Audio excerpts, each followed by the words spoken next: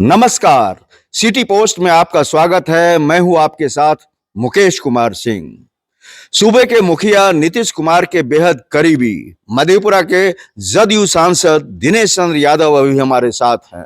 अभी कई तरह की हवा चल रही है बिहार में सियासी। आइए हमसे जुड़ते हैं और कई तरह के सवालात हैं जो उनसे करते हैं। दिनेश चंद्र यादव जी, आप कद्दावर नेता तो जदयू के हैं ही, और जिस तरीके से अभी वक्फ बिल आया है, सबसे पहले हम प्रतिक्रिया आपकी जाननी चाहिए। देखिए, वक्फ बिल तो आया और पास भी हो गया। चूंकि हम लोग एनडीए में हैं और एनडीए में रहते हुए माननीय मुख्यमंत्री जी ने कुछ प्रश्न, मुख्यमंत्री जी के प्रश्न का समाधान उसमें हो गया, इसीलिए उसको जनता दल भी समर्थन किया। और अब उसको इस तरह से जानिए कि उसमें देश में चुनाव नहीं होता तो इतना हाई तोबा उसमें नहीं होता। अभी तो लोग अपने अपने ढंग से लगे हुए हैं कि हम किस समुदाय के लिए कितना बोलेंगे तो आने वाला चुनाव में सबका समर्थन हमको मिल जाएगा, इसीलिए ज़्यादा हाई तोबा हो रहा है। और उसमें बहुत कुछ नया नहीं हुआ, उसमें जो प्रोसेस उसका है उसमें बदलाव किया गया। वक्फ बोर्ड की जो जमीन है, ऐसा नहीं है कि उसमें दूसरे समुदाय के लोग को सरकार चाहेगी तो जमीन दे दें, वह दे ही नहीं सकता। लेकिन सरकार की चिंता थी कि जो वक्फ बोर्ड से आमदनी होती है वह छोटे छोटे दबे कुचले अल्पसंख्यकों के बीच में कितना खर्चा होता, इस सब का आकलन किया गया और उसमें पाया गया कि उसमें जो राशि आमदनी होती है उसका कोई सही उपयोग भी नहीं होता।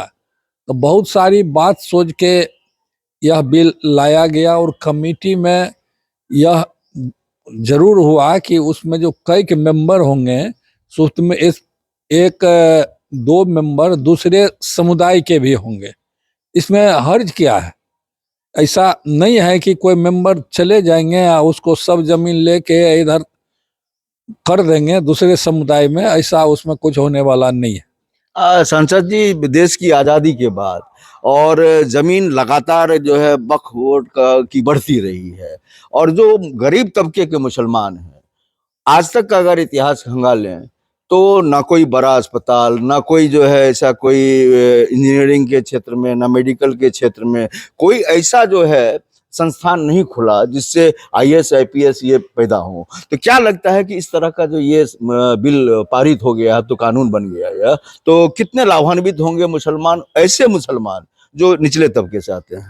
नहीं, वो तो आपने ठीक ही कहा कि उस राशि से कोई ऐसा काम नहीं हुआ कि उस समुदाय के लोग को लाभ हो, और चाहता तो यह सब कुछ हो सकता था लेकिन वह तो हुआ नहीं।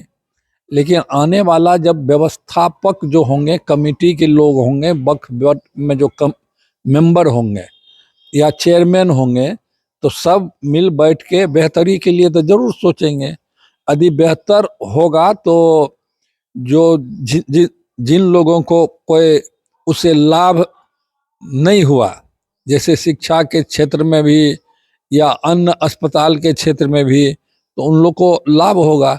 यह तो अच्छी बात है, यह नहीं हो रहा था।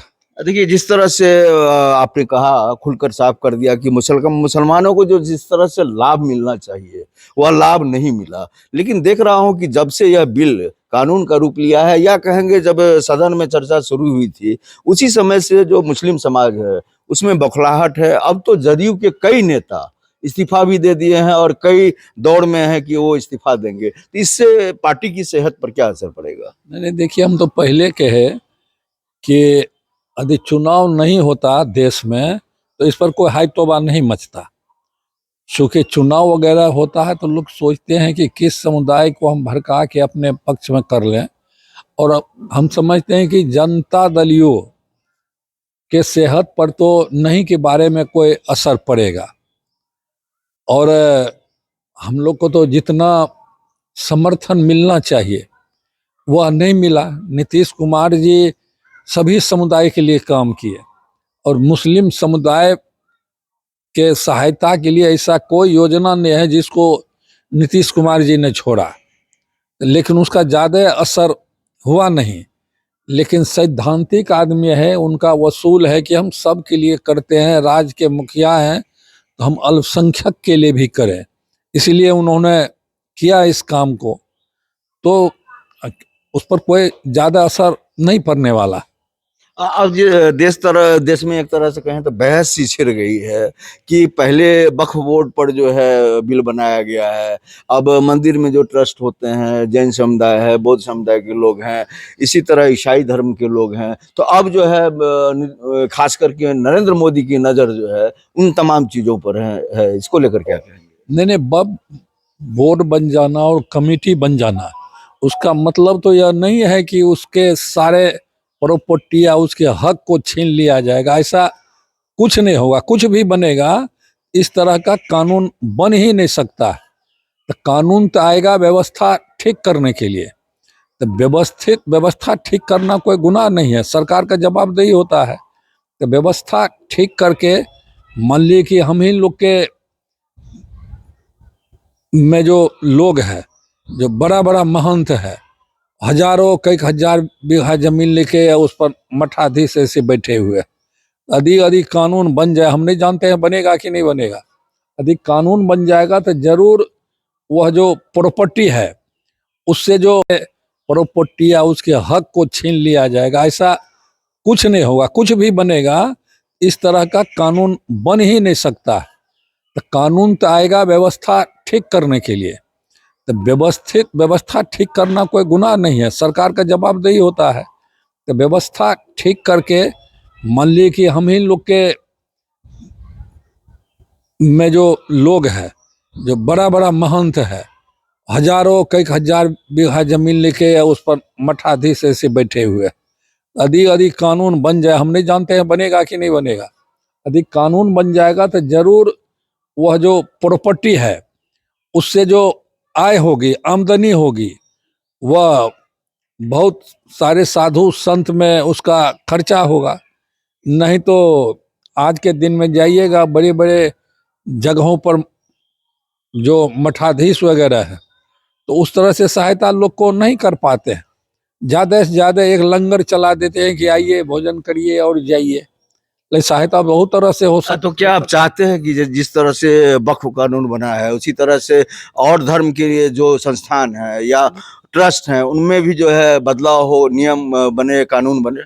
नहीं, हम इसीलिए नहीं चाहते हैं कि वक्फ बोर्ड का कानून बना, तो इसीलिए उसमें बनना चाहिए। लेकिन दूसरे जगह भी यदि कोई खामियां है तो उसके सुधार के लिए सरकार कुछ करती है तो वह स्वागत योग्य है, इसलिए होना चाहिए।